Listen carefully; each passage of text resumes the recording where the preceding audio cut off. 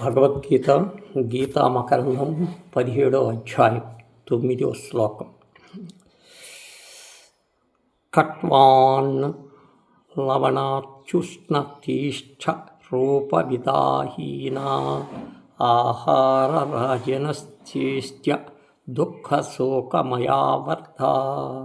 చేతును కానీ పులుపును కానీ ఉప్పును కానీ మిక్కిలి వేడి కానీ కారము కానీ చమురు లేని వాని మిగుల దేహము కలుగు చేయవాడిని ఉండు ననియు శరీరమునకు దుఃఖమునకు మనస్సునకు వాత్సల్యము కలుగు చేయునని అగు ఆహార పదార్థములు రజోగుణములు అగువానికి ఇష్టదైవమును. దుఃఖ శోక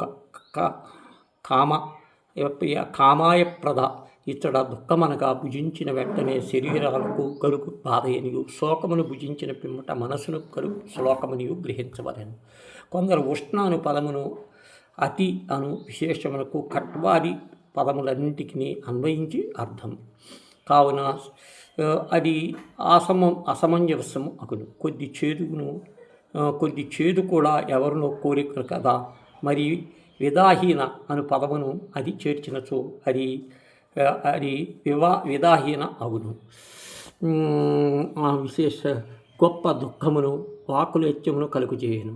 నిత్య జీవితమును విషయమును పెక్కు అనుభవించును. మరియు రజోగుణాత్మల ఆహారమును భుజించ ధ్యానమును కలిగిను. చిత్తము కాని వంతమైన చంచలమై ఉండును. పులి ఎలుకగొడ్డు అతి చంచలమై క్రూరత్వములై ఉండును. తృణగాదులను భుజించుకోవును.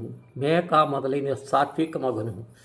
తర్వాత ధ్యాన ప్రతిఫల బంధకము అట్టి రాజసహార పదార్థములు ముముక్షులెన్నడును గ్రహించరాదు. అట్టి ఆహారం ఎప్పుడైనా ఇష్టము కలిగించో తను రజోగుణములకు గలదని నిశ్చయించును. రాజహిత ప్రాకారం ఇటిది. చేదు పులుపు ఉప్పు కారము నీటిలో కూడిన మిక్కిలి వేడిగా ఉన్నది, చమురు లేనిది, మిగులు దాహనము కలిగిది. కావున యమక్షము చేయవలెను. ఈ ఆహారం కలుగు దుష్పరిణామం మరల భావించి దానిని త్యజించవలెను.